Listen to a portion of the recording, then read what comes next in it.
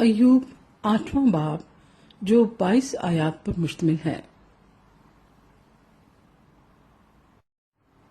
تب بلدد سخی کہنے لگا، تو کب تک ایسے ہی بکتا رہے گا اور تیرے منہ کی باتیں کب تک آندھی کی طرح ہوں گی؟ کیا خدا بے انصافی کرتا ہے؟ کیا قادر مطلق عدل کا خون کرتا ہے؟ اگر تیرے فرزندوں نے اس کا گناہ کیا ہے اور اس نے انہیں انہی کی خطا کے حوالے کر دیا، تو بھی اگر تو خدا کو خوب ڈھونڈتا اور قادر مطلق کے حضور منت کرتا، تو اگر تو پاک دل اور راست باز ہوتا تو وہ ضرور اب تیرے لیے بیدار ہو جاتا اور تیری راست بازی کے مسکن کو برومند کرتا۔ اور اگرچہ تیرا آغاز چھوٹا سا تھا تو بھی تیرا انجام بہت بڑا ہوتا۔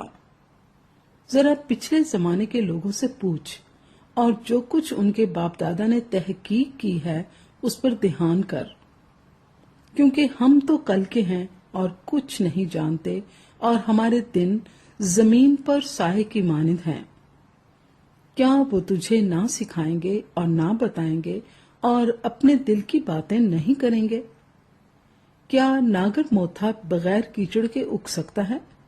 کیا سرکنڈا بغیر پانی کے بڑھ سکتا ہے؟ جب وہ ہرا ہی ہے اور کاٹا بھی نہیں گیا تو بھی اور پودوں سے پہلے سوکھ جاتا ہے۔ ایسی ہی ان سب کی راہیں ہیں جو خدا کو بھول جاتے ہیں۔ بے خدا آدمی کی امید ٹوٹ جائے گی، اس کا اعتماد جاتا رہے گا اور اس کا بھروسہ مکڑی کا جالا ہے۔ وہ اپنے گھر پر ٹیک لگائے گا لیکن وہ کھڑا نہ رہے گا، وہ مضبوطی سے تھامے گا پر وہ قائم نہ رہے گا۔ وہ دھوپ پا کر ہرا بھرا ہو جاتا ہے اور اس کی ڈالیاں اسی کے باغ میں پھیلتی ہیں اور اس کی جڑیں ڈھیر میں لپٹی ہوئی ہیں۔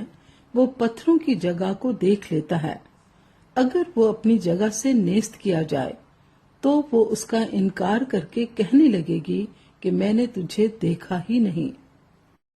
دیکھ، اس کی راہ کی خوشی اتنی ہی ہے اور مٹی میں سے دوسرے اگائیں گے۔ دیکھ، خدا کامل آدمی کو چھوڑ نہ دے گا، نہ وہ بد کرداروں کو سنبھالے گا۔